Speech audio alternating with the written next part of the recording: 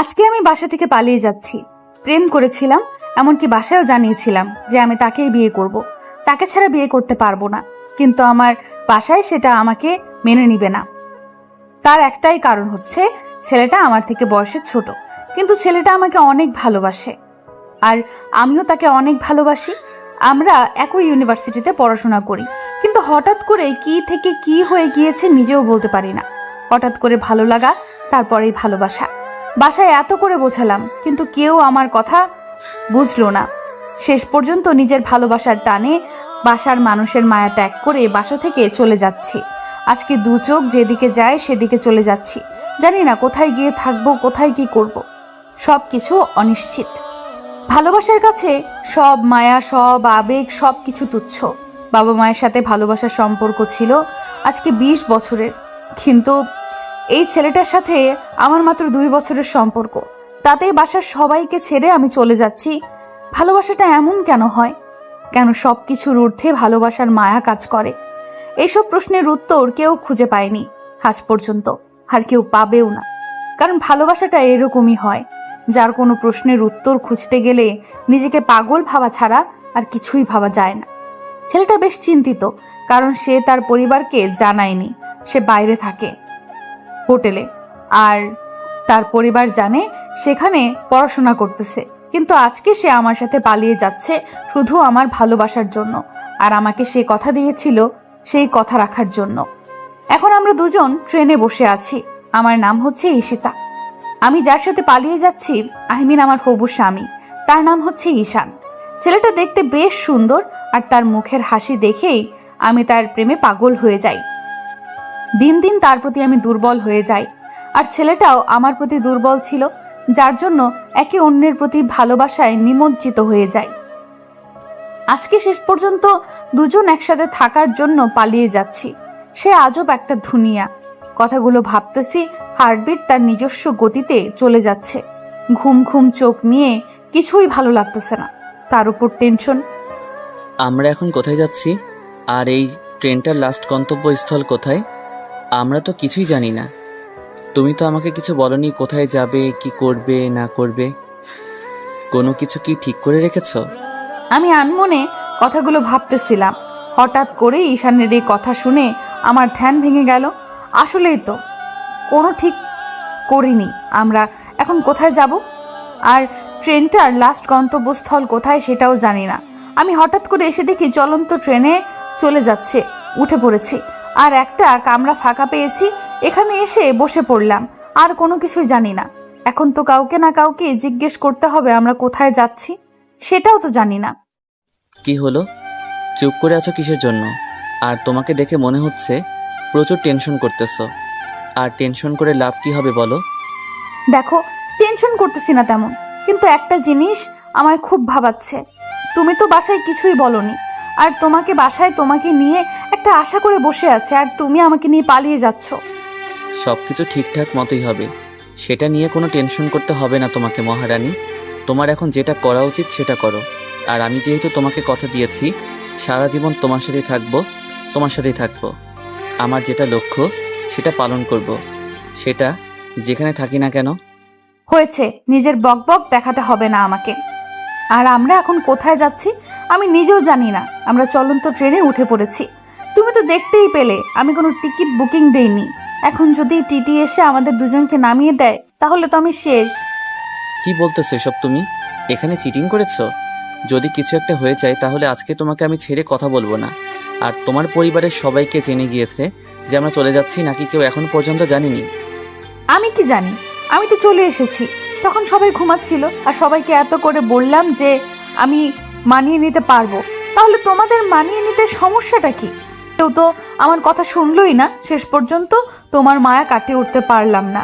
অনেক ভাবলাম, টেনশন করলাম, কোনো উপায় খুঁজে পেলাম না, তাই এই প্ল্যান করলাম। তুমি চিল করতেছো। তোমার পরিবার যদি আমাদের খুঁজে পায় আর আমাদের দুজনের যদি কোনো ক্ষতি করার চেষ্টা করে, তোমার তো কোনো ক্ষতি করবে না, আমাকে তো মেরে ফেলতে পারে। এরকম হয়ে থাকে তাই না? তখন কি করবে তুমি? দেখো, এখন আমার বাসা থেকে পালিয়ে যাচ্ছি, আর তুমি সেই ফিলিংসটা নিয়ে একটু মজা করো, বোঝো না? তুমি এরকম সব সময় একটা ফিলিংসের মাঝে একটা টেনশনের কথা ঢুকিয়ে দাও কেন, বুঝি না। আচ্ছা হয়েছে, এখন আমার সিনিয়র বউ, তুমি ঘুমিয়ে পড়ো আর আমি তোমার মাথায় হাত বলিয়ে দিচ্ছি। সকাল হওয়া পর্যন্ত দেখি কি হয়। সকাল হওয়ার পর যে স্টেশনে গিয়ে থেমে যাবে সেখানেই নিয়ে যাব। সেটাই ঠিক বলেছ, সকাল না হওয়া পর্যন্ত এখানে থাকতে হবে। সকাল হওয়ার পর যেখানে ট্রেনটা থেমে যাবে আমরা সেখানে নেমে যাব। সেখান থেকে একটা ব্যবস্থা করে নেওয়া যাবে। দিনের বেলা তো রাস্তাঘাটে দেখে শুনে যাওয়া যাবে, তাই না? আচ্ছা, তাহলে তুমি এখন ঘুমিয়ে পড়ো আর আমি তোমার মাথায় হাত বুলিয়ে দিচ্ছি। আর তুমি এখন আর কোনো কথা বলবে না।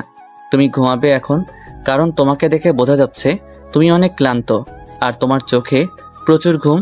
তুমি ঘুমাবে কখন? কথাটা বলে ঈশিতাকে চুপ করিয়ে দিলাম। ঈশিতা কথা বলতে চাইলে আমি হাত দিয়ে তার মুখের একটু আলতোভাবে চেপে ধরলাম, যাতে করে সে কোনো কথা বলতে না পারে। তারপর ঈশিতা আর কোনো কথা বলল না, চুপচাপ ঘুমানোর জন্য প্রস্তুত করলো নিজেকে। আর আমি সুন্দরভাবে তার মাথায় হাত বুলিয়ে দিচ্ছি আর ঈশিতা তার চোখ দুটো বন্ধ করে নিল। আমি পড়ালেখা করতেছি আর এবার অনার্স সেকেন্ড ইয়ারে। আর আমি যাকে নিয়ে পালিয়ে যাচ্ছি সে হচ্ছে আমার ইউনিভার্সিটির বড় আপু, এবার অনার্স থার্ড ইয়ারে। জানি না কিভাবে এই মেয়েটার মায়ায় পড়ে গেলাম। যেদিন প্রথম ভার্সিটিতে প্রবেশ করেছিলাম সেদিন থেকেই মেয়েটাকে দেখে এসেছিলাম। কখন যে তার প্রতি মায়া সৃষ্টি হয় আর কখন যে তার প্রতি ভালোবাসার সৃষ্টি হয় নিজেও জানি না।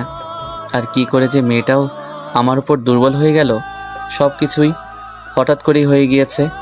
মেয়েটা দেখতে বেশ সুন্দরী, যে কোনো ছেলে দেখলেই তাকে ভালোবেসে ফেলবে। আর তার প্রতি আমার ভালোবাসা সৃষ্টি হয় যেদিন মেয়েটা চোখে কাজল, কপালে কালো টিপ এবং তার সাথে নীল শাড়ি, সব কিছু মিলিয়ে পড়েছিল। আর চুলগুলো এলোমেলো করে ছেড়ে দিয়েছিল। আমি দেখেই তো প্রায় পাগল হয়ে গিয়েছিলাম। তার সাথে তার গোলাপি ঠোঁট দুটো আমাকে আরও বেশি আকর্ষিত করছিল। আর আমি নিজেকে নিজের মাঝে হারিয়ে ফেলেছি। আর নিজের মনটা চলে গিয়েছিল সেই ঈশিতা নামের বড় সিনিয়র আপুর কাছে। আমি নিজের মনোভাব, নিজের মনের জেদ সব কিছু ভুলে গিয়ে বড় আপুর উপর ক্রাশ খেয়ে গেলাম। কথাগুলো বলতে বলতে হাত দিয়ে জানালার ফাঁক দিয়ে দেখলাম সূর্যের আলো সুন্দরভাবে উকি দিচ্ছে। আর এই ভোরের আলোটুকু আমার সেই মায়াবিনীর মুখের উপর পড়তেছে। দেখতে কি নিষ্পাপ লাগতেছে আর কতটা যে মায়াবী লাগতেছে, যেটা লিখে প্রকাশ করতে পারবো না, যেটা বলেও ভাষায় প্রকাশ করতে পারবো না। শুধু এটা একটা অনুভব করার মতো একটা মুহূর্ত, যেটা শুধু অনুভব করতে পারা যায় একটা ভালোবাসার মানুষের পক্ষে। আর এটা লিখে না বলে প্রকাশ করার মতো না। ভোরের আলোটা আমার মায়াবিনীর সাথে লুকোচুরি খেলতেছে। একবার ভোরের আলোটা তার মুখের উপর পড়তেছে আর চোখে, আর একবার হারিয়ে যাচ্ছে সেটার কারণ হচ্ছে আশেপাশের গাছপালার জন্য গাছের ছায়া। সে একবার মায়াবিনীর মুখের উপর পড়তেছে, আবার একটু দূরে গেলেই আমার ভোরের আলোটা। দেখতে অসম্ভব সুন্দর লাগতেছে তাকে। আমি আবার নতুন করে তার প্রেমে পড়ে গেলাম। এরকম লুকোচুরি খেলতেছিল আর হঠাৎ করে দেখলাম যে আমার রানী চোখ দুটো খুলে আমার দিকে একটু তাকিয়ে রইল আর তার সাথে একটু মিষ্টি হাসি দিল, যেটা দেখে তো আমি পুরাই ফিদা। প্রথম আমার মায়াবিনীর নামে ঘুম ভাঙানোর দৃশ্য দেখলাম আর আশা করি এরপর থেকে প্রতিটা সকালে এইভাবেই সুন্দরতম হয়ে উঠবে আমার জন্য। আমিও তাকে একটু মিষ্টি হাসি দিয়ে গ্রহণ করলাম আর সে উঠে বসতে চাইলে আমি তাকে বাধা দিয়ে আমার কোলে শুয়ে রাখলাম। তোমাকে এভাবে সুন্দর লাগতেছে, এভাবে শুয়ে থাকো, আমি তোমাকে কিছুক্ষণ মন ভরে দেখি। হয়েছে, আর ন্যাকামি করতে হবে না। আমাকে এখন একটু বাথরুমে যেতে হবে, তুমি একটু অপেক্ষা করো, আমি যাব আর আসবো। আমিও সঙ্গে যাচ্ছি, সমস্যা কি? সব সময় তো একসাথেই থাকতে হবে, তাই না? তার জন্য তো এখন আমি গেলে কোনো সমস্যা হওয়ার কথা না। সব সময় কিন্তু ফাজলামি ভালো লাগে না, বোঝো নাই? সকাল সকাল এরকম দুষ্টুমি করা বাদ দিয়ে চুপচাপ এখানে বসে আছো, বসে থাকো। সব সময় মজা করো, তাই না? মজা কোথায় করলাম? আমি তো যেটা বলতেছি ভালোর জন্যই বলতেছি তোমার। তুমি একটু ভেবে দেখো, যদি বাইরে থেকে কেউ প্রবেশ করে নেয় তখন কি হবে? তার জন্য আমি যেতে চাইলাম, আর তুমি কি করলা? তোমাকে আমার সাথে যেতে হবে না। আর এখানে তেমন কেউ নেই, আশেপাশে সব মহিলা বেশি, তাই টেনশন করতে হবে না। আর আমি হারিয়ে যাচ্ছি না, বোঝো নাই? আমি তোমাকে হারিয়ে যেতে দিলে তো তুমি হারিয়ে যাবে, তাই না? আর তুমি আমার মায়ায় পড়ে গিয়েছি, আর তুমি চাইলেও আমার মায়া কাটাতে পারবে না, তাই আমি নিশ্চিন্তে থাকতে পারি। আচ্ছা, তাহলে আমি এখন আসি। আর তোমার সাথে বকবক করলে এদিকে আমার সর্বনাশ হয়ে যাবে। তুমি একটু অপেক্ষা করো, আমি যাব, আর তুমি একটু ফ্রেশ হওয়ার চেষ্টা করো, আর আমি ফ্রেশ হয়ে আসি। এজন্যই বললাম তো আমিও যাই তোমার সাথে, দুজনে একসাথে ফ্রেশ হয়ে বেরিয়ে আসবো, তাহলেই তো হয়ে যায়।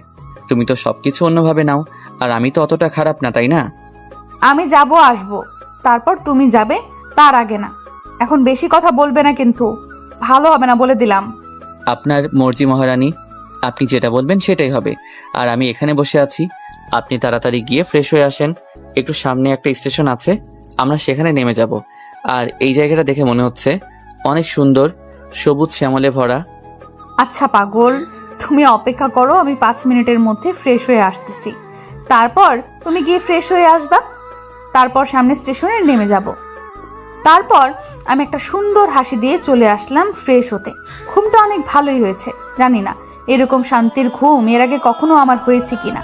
আজকে যে 2টা ঘন্টা ঘুম পেরেছি, মনে হচ্ছে যে অনেক লম্বা সময় ঘুমটা পেরেছি।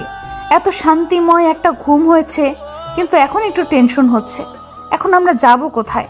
এখন কোথায় নেমে কোথায় যাব কিছুই জানি না। একটা অপরিচিত এলাকায় কিভাবে কি ম্যানেজ করব বুঝতেছি না। আমি যত দ্রুত সম্ভব ফ্রেশ হয়ে নিলাম, কারণ সামনের স্টেশনে যেতে আর বেশিক্ষণ সময় লাগবে না। আর এই স্টেশনটা মিস করলে আবার কোথায় কি করা যায় কিছুই জানি না, যার জন্য এই স্টেশনে আমাদের নামতে হবে। আমি দ্রুত ফ্রেশ হয়ে এসে দেখি ঈশান তার সিটে নেই। আমাদের যে কামরাটা ছিল সেটা পুরো ফাঁকা। কি হবে? ঈশান গেল কোথায়? আমি ট্রেনের বগি থেকে ওই বগি যাচ্ছি, ভেতরে দিয়ে কোথাও ঈশানকে দেখতে পাচ্ছি না, বুঝতেছি না ঈশান কোথায় গেল। আমাকে এখানে একা রেখে বুঝতেছি না তো ঈশান কোথায়। আমি পাগল হয়ে যাব, তাকে তো কোথাও খুঁজে পাচ্ছি না। প্রচুর কান্না পাচ্ছে আমার। এ কোথায় গেল? পুরো ট্রেন খোঁজা শেষ করলাম, কোথাও তাকে খুঁজে পাচ্ছি না। কোথায় গেল? তাহলে কি আমাকে একা রেখে চলে গেল? আমার মাথা কাজ করতেছে না, আমি কি করব আমি ভেবে পাচ্ছি না। আমার সাথে কেন এরকম হলো? তার মানে ঈশান কি আমাকে ছেড়ে চলে গেল? ট্রেন তো এক জায়গায় তো দাঁড়ায়নি, তাহলে কেমনে ট্রেন থেকে নেমে যেতে পারে?